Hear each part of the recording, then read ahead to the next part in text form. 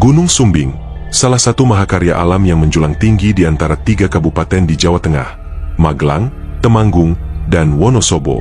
Dengan ketinggian mencapai 3.371 meter di atas permukaan laut, ia menjadi salah satu destinasi favorit para pendaki dari berbagai penjuru negeri.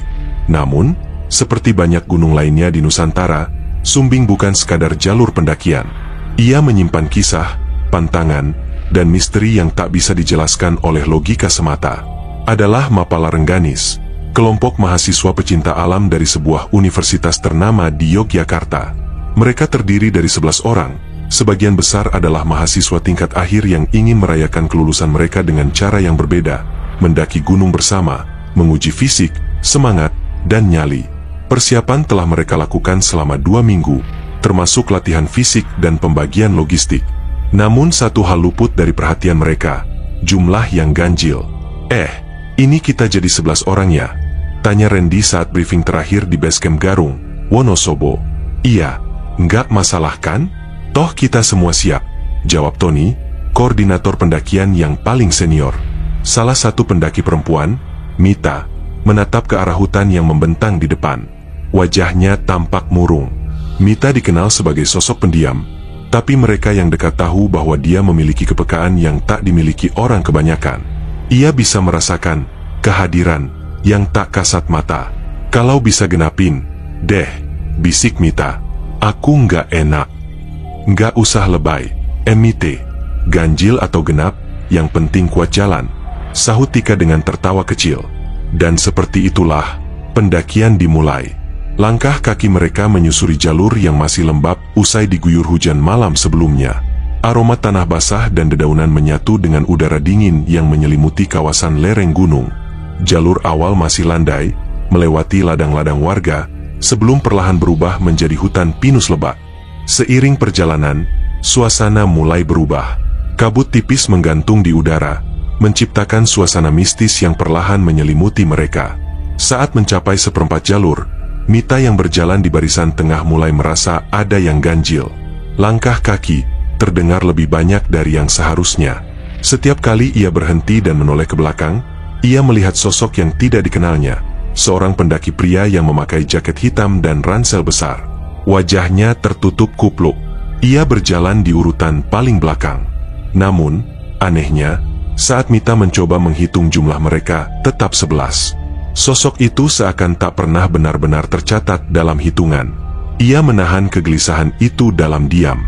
Mungkin cuma imajinasiku, batinnya. Namun saat mereka beristirahat di sebuah dataran kecil, hal aneh lain kembali terjadi. Tadi yang jalan bareng aku siapa ya? Tanya Dani. Kayaknya ada yang ngobrolin soal jalur alternatif. Semua menoleh. Nggak ada yang di belakang kamu. Dan, jawab Tony, kamu di belakang sendiri. Loh? Aku dengar suara orang jelas banget loh. Dia bilang, lewat jalur kiri lebih cepat, gitu. Tak ada yang tertawa. Bahkan biasanya yang paling jahil, seperti Wira atau Bintang, hanya saling pandang. Beberapa dari mereka mulai merasa tidak nyaman. Namun perjalanan harus tetap berlanjut. Mereka tak mungkin membatalkan pendakian hanya karena suara atau bayangan. Menjelang sore, mereka tiba di pos 3, sebuah area lapang yang sering dijadikan tempat mendirikan tenda sebelum summit Atak keesokan harinya. Langit mulai menggelap, dan kabut turun lebih tebal dari sebelumnya. Mita makin gelisah. Sosok itu masih ada. Ia masih melihatnya berdiri agak jauh di bawah pohon, seperti menunggu, seperti mengawasi. Aku harus bicara sama Tony, pikir Mita. Maka, saat kesempatan muncul, ia mendekat ke koordinator kelompok itu. Ton, kita sebenarnya berapa orang sih? Tanyanya pelan. Ya 11. Kenapa?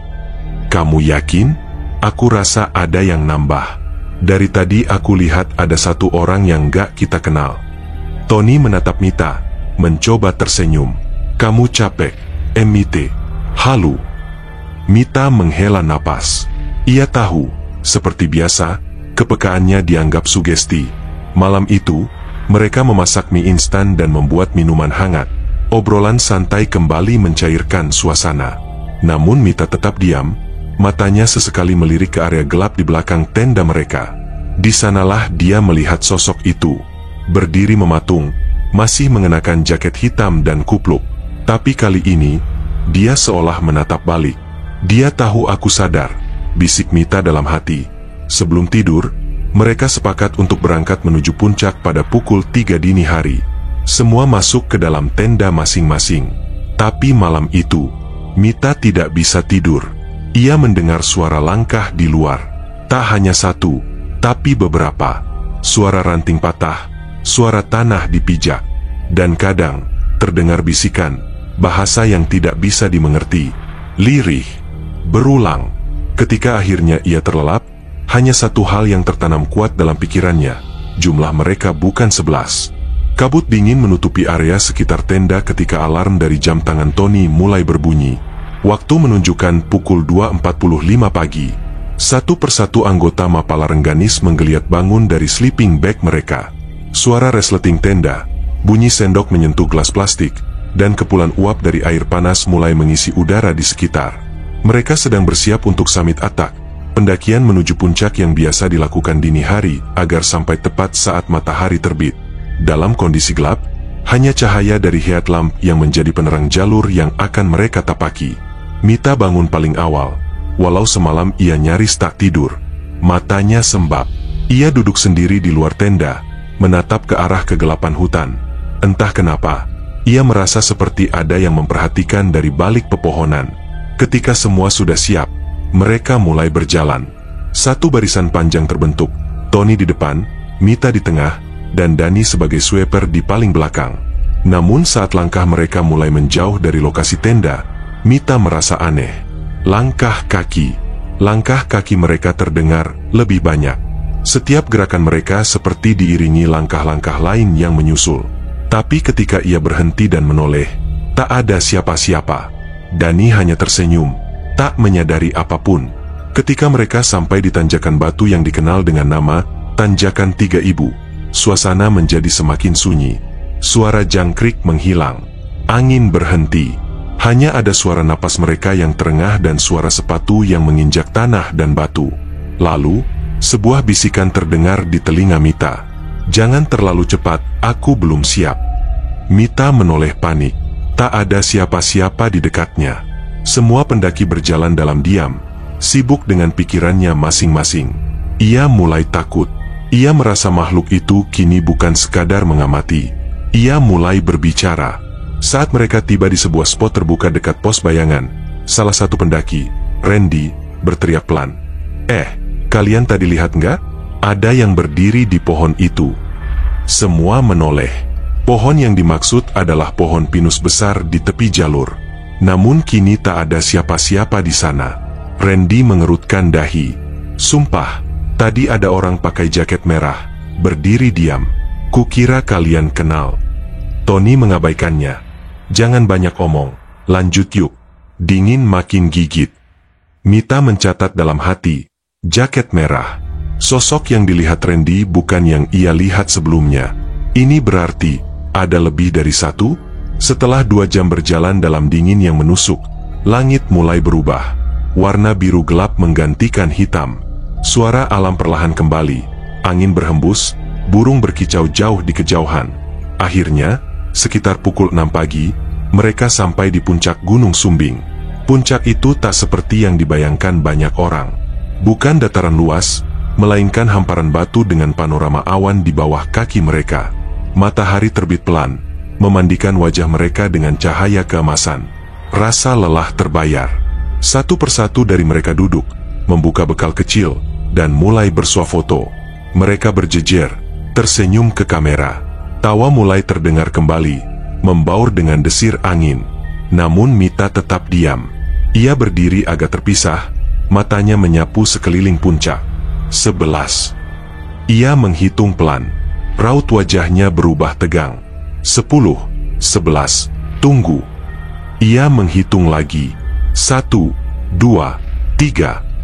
Ketika dia mengulang hingga akhir, hanya 11 orang. Sosok ke-12 menghilang. Hilang begitu saja. Tak ada yang menyadari kepergiannya. Tak ada yang melihat dia turun. Padahal, makhluk itu ada bersama mereka sejak awal. Dia hanya ingin ikut sampai puncak. batin Mita.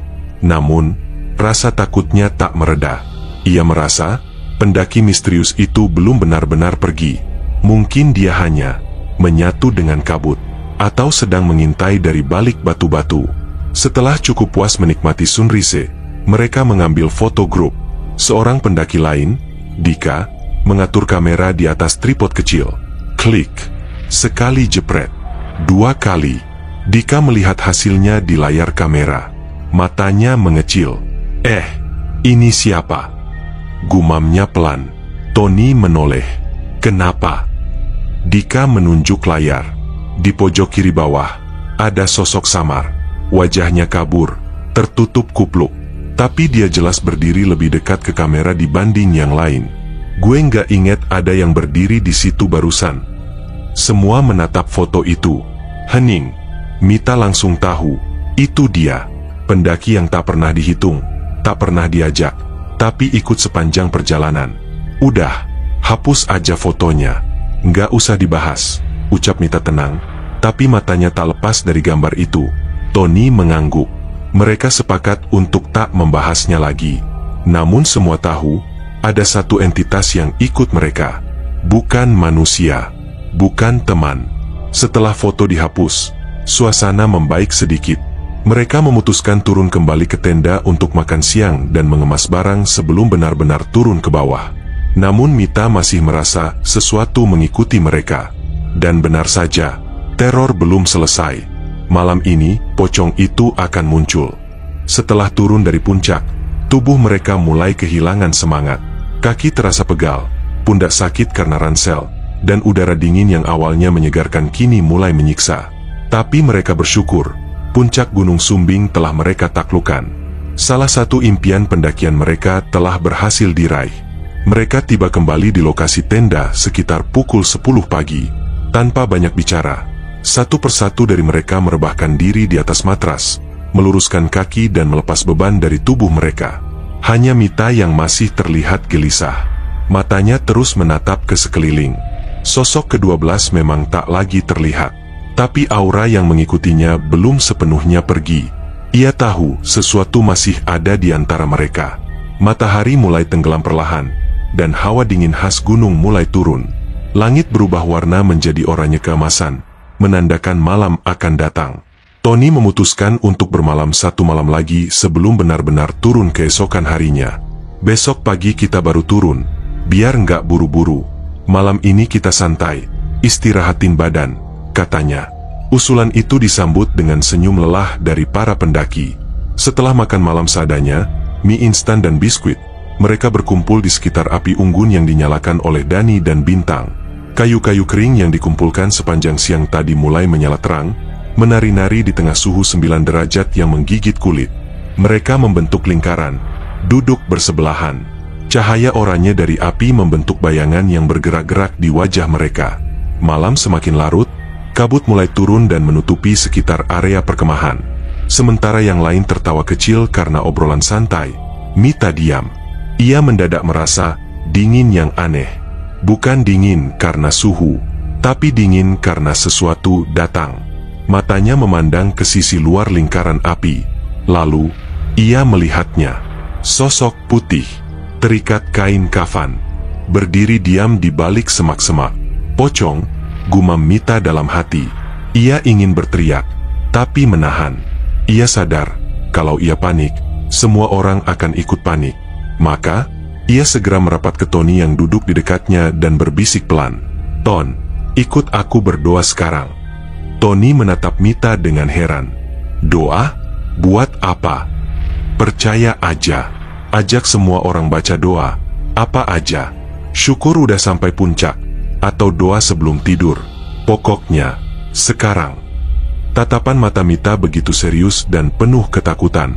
Tony tahu, Mita bukan orang sembarangan dalam urusan ini. Dengan cepat, Tony bangkit dan berkata lantang. Oke, sebelum kita istirahat, yuk kita semua baca doa bareng. Syukur karena udah sampai puncak dengan selamat. Semua orang menurut, walau agak heran. Masing-masing berdoa dalam hati.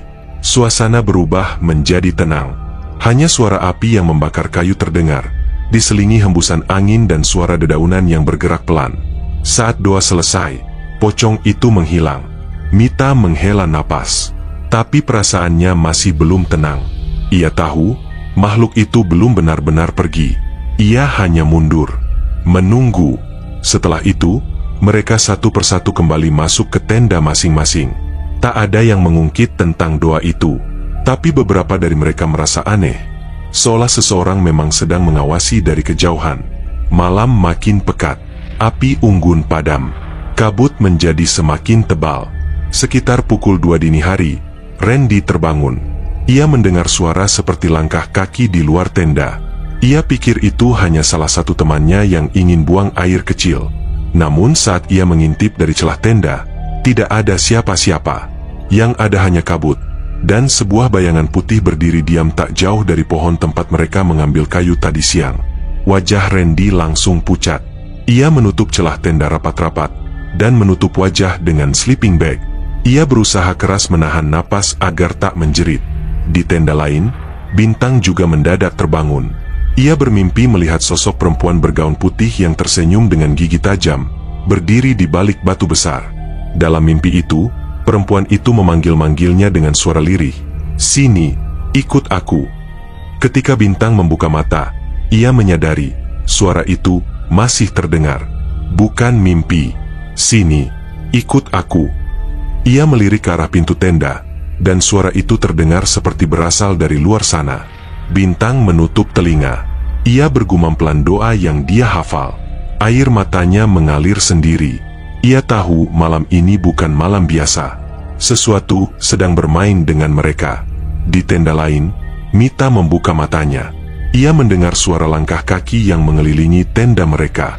Suara kain diseret di tanah. Dan detik berikutnya, terdengar suara tawa pelan. Tawa yang tak mungkin datang dari manusia. Hi, hi, hi.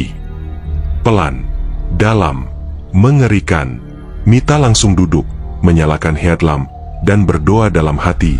Ia membuka sedikit tenda untuk mengintip keluar. Tak ada siapa-siapa. Tapi di sana, di ujung tanah lapang, terlihat gerbang tinggi.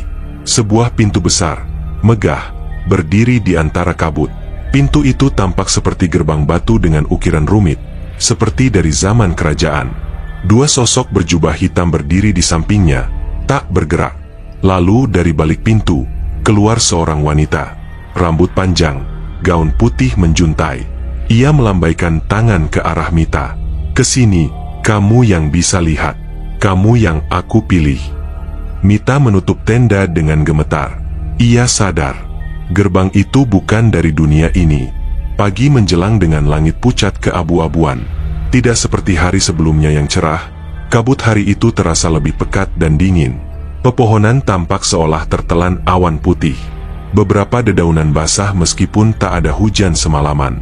Tenda-tenda yang mereka dirikan pun basah seperti diludahi embun beracun dari langit. Tony bangun lebih dulu dan memanggil satu persatu. "Bangun, ayo siap-siap turun." Namun saat Mita keluar dari tendanya, wajahnya tidak tenang. Pandangannya kosong, seperti belum sepenuhnya kembali dari dunia mimpi. "Aku lihat pintu itu semalam," gumamnya pelan. Tony menoleh. "Pintu apa?" "Gerbang, tinggi sekali. Ada 2 penjaga. Dan perempuan itu, dia memanggil aku." Tony sempat ingin menanggapi dengan santai, tapi ekspresi Mita membuatnya urung.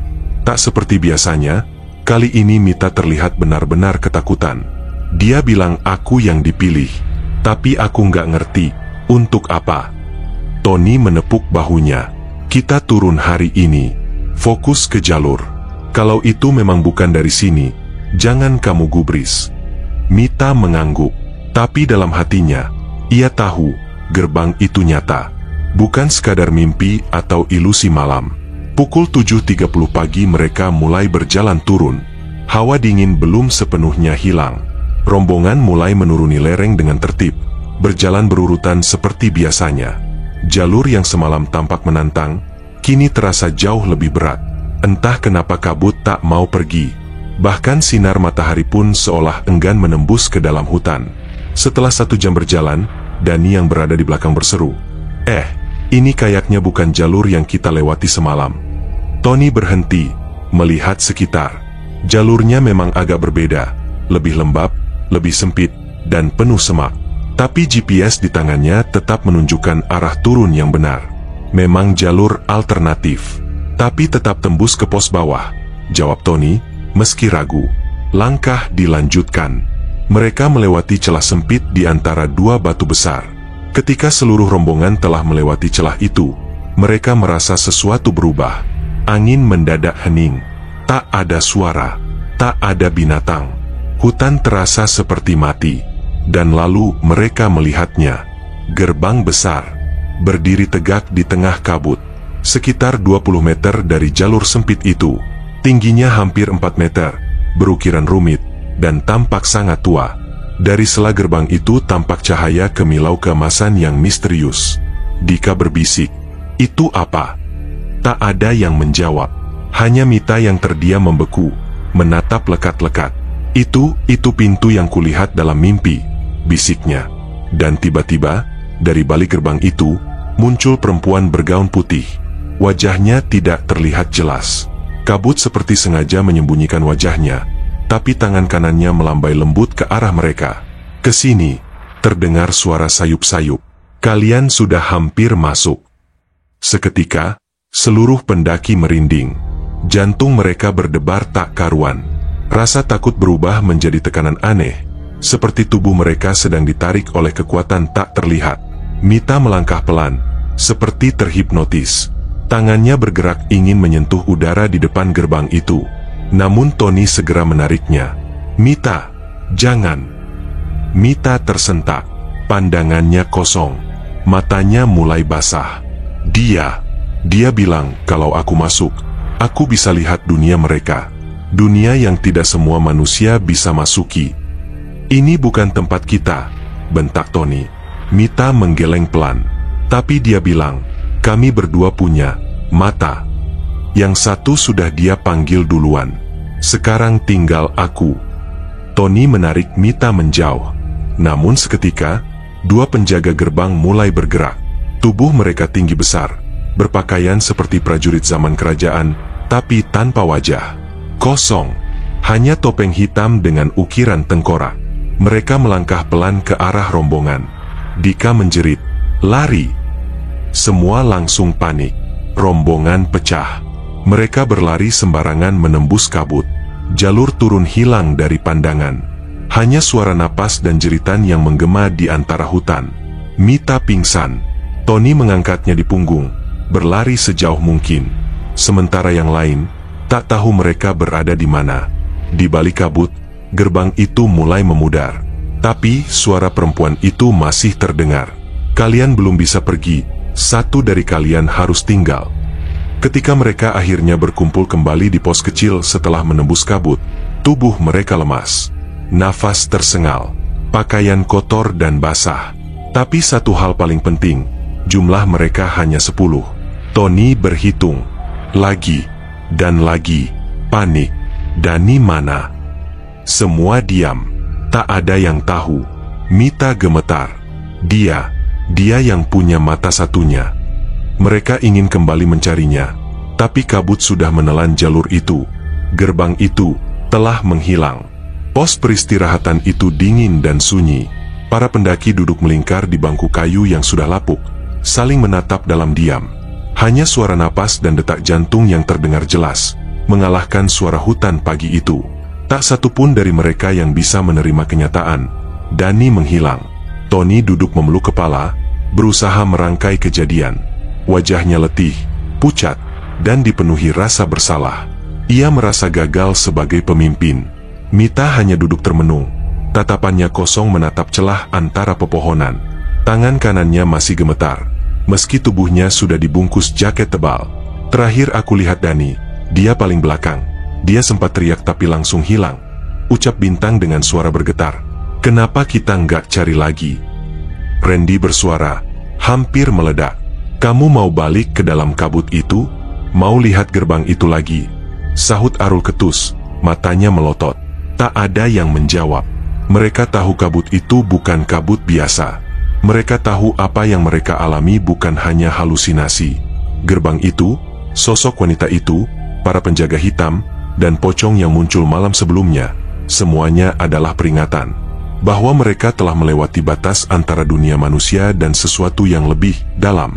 Siang itu, mereka turun dalam keheningan. Setiap langkah terasa berat. Jalur menurun yang biasanya menyenangkan, kini seperti membawa mereka menjauh dari sesuatu yang belum selesai. Sampai akhirnya, menjelang sore, mereka sampai di base camp desa terdekat. Penduduk desa yang mengenal mereka pun menyambut, tapi dengan tatapan bingung.